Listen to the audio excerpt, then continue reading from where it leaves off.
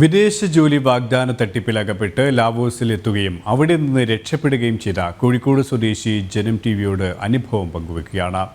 ഷഹീദ്, ആഷിഖ്, വിഘ്നേഷ് എന്നീ മലയാളികൾ ചേർന്ന് ഡാറ്റ എൻട്രി ജോലിയെന്ന് പറഞ്ഞാണ് യുവാവിനെ കുടുക്കിയത്. കേന്ദ്രമന്ത്രി സുരേഷ് ഗോപിയുടെ ഇടപെടലാണ് ലാവോസിലെ ഗോൾഡൻ ട്രയാങ്കിൾ സ്പെഷ്യൽ എക്കണോമിക് സോണിൽ നിന്നും യുവാവിനെ രക്ഷപ്പെടുത്തിയത്.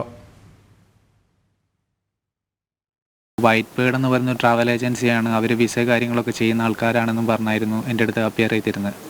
അങ്ങനെ ട്രസ്റ്റ് ചെയ്ത് ഡാറ്റ എൻട്രി ഓഫീസ് വർക്ക് എന്ന് പറഞ്ഞ് ആ ഒരു വർക്കിനായിരുന്നു ഞാൻ പോയിരുന്നത്. പക്ഷെ അവിടെ എത്തിക്കഴിഞ്ഞപ്പോഴാണ് പിന്നെ 3 ദിവസം കഴിഞ്ഞപ്പോഴാണ് അറിയുന്നത് ഇതൊരു സ്കാമിങ് ഗ്രൂപ്പാണ് എന്നുള്ള കാര്യം. ഈ ഡാറ്റ എൻട്രി ജോലി എന്ന് പറയുന്നത് ഈ പറഞ്ഞ സ്ഥലത്തേക്ക് തന്നെയാണോ കൊണ്ടുപോയിട്ടുള്ളത്?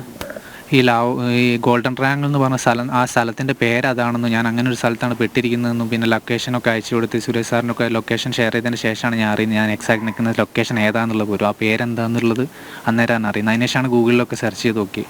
എപ്പോഴായിരുന്നു ഇവിടുന്ന് പോയത്? ഓഗസ്റ്റ് 4 ഞാൻ വീട്ടിൽ നിന്ന് ഇറങ്ങിയിരിക്കുക.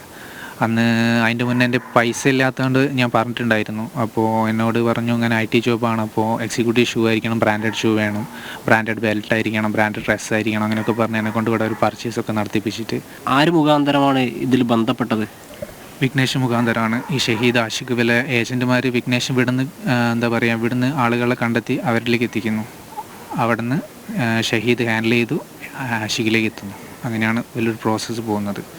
അപ്പോൾ കാര്യങ്ങൾ എങ്ങനെയാണ്, വർക്ക് എങ്ങനെയാണെന്ന് ചോദിച്ചാൽ ഇപ്പോൾ പറഞ്ഞാൽ മനസ്സിലാവില്ല. ഇവിടെ എത്തിക്കഴിഞ്ഞ് വ്യക്തമായിട്ട് പറയുമ്പോഴേ മനസ്സിലാവും. ട്രെയിനിങ് ഒക്കെ നമ്മൾ തരുന്നുണ്ട്.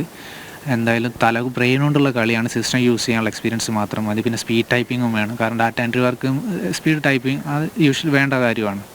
നിങ്ങളവിടെ ചെയ്ത ജോലി, അതിൻ്റെ രീതി എന്തൊക്കെയാണ് ചെയ്തതെന്നുള്ളതെന്ന് പറയും. അവിടെ നമുക്ക് ഞങ്ങൾ എത്തിക്കഴിഞ്ഞ് ട്രെയിനിങ്ങിന് വേണ്ടിയിട്ട് എനിക്ക് തന്നിരുന്നൊരു 3 ഫേസ്ബുക്ക് അക്കൗണ്ടാണ്.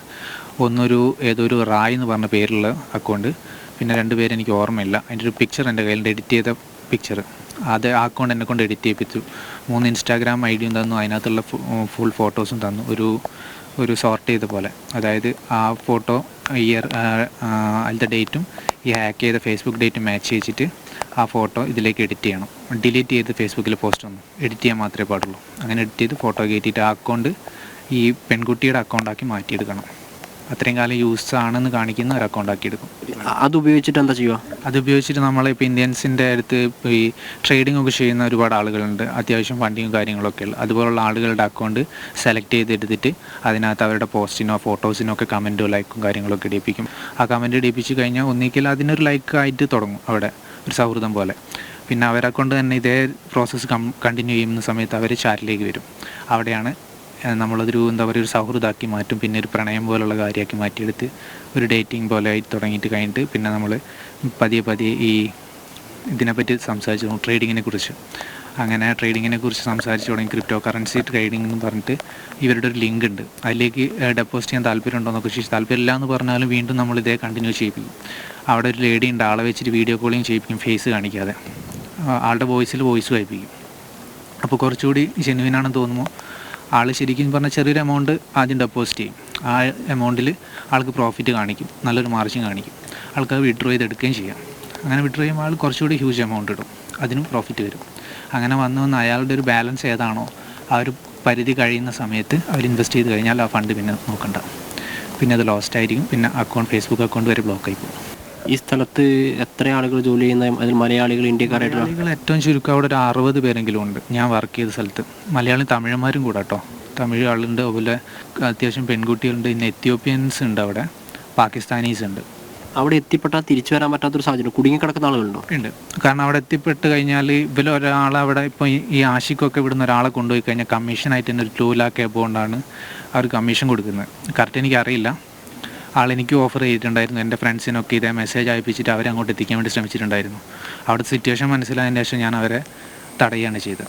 ഈ ആഷിഖ്, ഷഹീദ്, വിഘ്നേഷ്, ഈ 3 പേരെ കുറിച്ച് കൂടുതലായിട്ട് എന്തെങ്കിലും ഡീറ്റെയിൽ അറിയോ? ഇവരെ പറ്റി എന്താ? വിഘ്നേഷിൻ്റെ വീട് ഇവിടെ കാലിക്കറ്റാണ്, എന്തായാലും കുണ്ടായിത്തോട് അങ്ങനെ അവിടെ ആ ഒരു ലൊക്കേഷനിലാണുള്ളത്. ആഷിഖിൻ്റെ വീട് കോഴിക്കോടാണെന്നേ അറിയുള്ളൂ.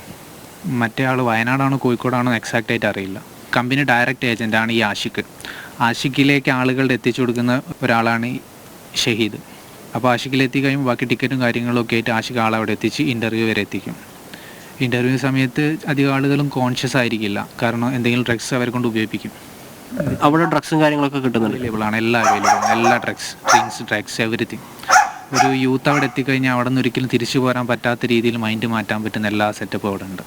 നിങ്ങളെങ്ങനെ പിന്നെ രക്ഷപ്പെട്ട് ഇവിടെ എത്തിയത്? പുറത്തെത്തിയതിൻ്റെ ശേഷമാണ് ഈ സുരേഷ് ഗോപി സാറിൻ്റെ ഓഫീസുമായിട്ട് എനിക്ക് കോൺടാക്ട് ചെയ്യാൻ പറ്റിയത്. അതിൻ്റെ മുമ്പ് ഞാൻ എൻ്റെ നാട്ടിൽ ഒരു ലിനീഷ് ചേട്ടനുണ്ട്, മൂപ്പര് അറിയിച്ചിട്ടുണ്ടായിരുന്നു കാര്യങ്ങളൊക്കെ. ഞാനും മൂപ്പര് മാത്രമേ അന്നേരം അറിയുള്ളൂ, കാരണം വീട്ടിൽ അറിയിക്കാനുള്ള ഒരു ധൈര്യം ഇല്ലായിരുന്നു അന്നേരം. ഇവിടെ വന്നതിന് ശേഷം മറ്റേതെങ്കിലും പോലീസ് സംവിധാനമോ വേറെ ഏതെങ്കിലും ആയിട്ട് ബന്ധപ്പെട്ടിട്ടുണ്ടോ? ഞാനിവിടെ എയർപോർട്ടിൽ വന്നിറങ്ങുമ്പോൾ എന്നെ മീറ്റ് ചെയ്യാൻ വേണ്ടി NIAയുടെ ഉദ്യോഗസ്ഥർ അവിടെ ഉണ്ടായിരുന്നു. അവർ ഡീറ്റെയിൽ ആയിട്ട് കാര്യങ്ങൾ ഒരു 3-4 മണിക്കൂർ ഞാനൊരു സംസാരിച്ചെല്ലാം ഞാൻ കൊണ്ടുവന്നിരുന്ന കുറച്ച് സിം കാർഡ്സ്, അവിടെ യൂസ് ചെയ്യുന്ന അക്കൗണ്ട്സിൻ്റെ ഫോട്ടോസ്, ID കൾ, കാര്യങ്ങളൊക്കെ അവർക്ക് ഞാൻ ഷെയർ ചെയ്തിട്ടുണ്ട്. പിന്നെ അവിടെ ഡ്രഗ്സ് യൂസ് ചെയ്യുന്ന വീഡിയോസ് അതൊക്കെ അവർക്ക് കൊടുത്തിട്ടുണ്ട്.